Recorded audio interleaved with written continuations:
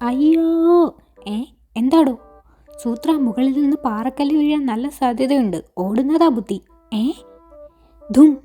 ഹാവൂ, കഷ്ടിച്ച് രക്ഷപ്പെട്ടു.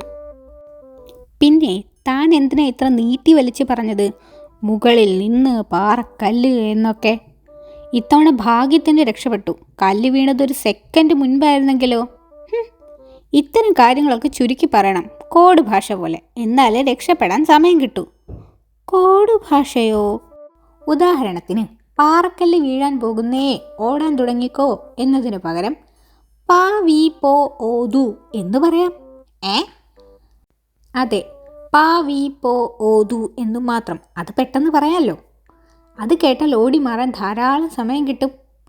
പാ വീ തീ പോ. അല്ലടോ, പാ വീ പോ ഓതു. ഒന്ന് പറഞ്ഞു നോക്ക്. പാവോ പീത. ഛേ, ഞാൻ എഴുതിത്തരാം, താൻ ഉരുവിട്ട് പഠിക്ക് 100 തവണ.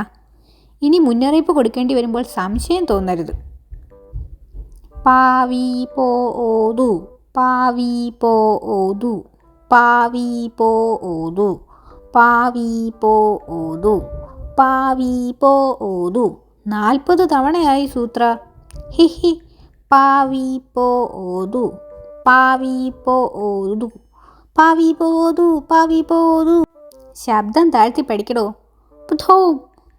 അവസാനം പറഞ്ഞത് മുന്നറിയിപ്പായിരുന്നു. താൻ എന്താ ഓടി മാറാതിരുന്നത്?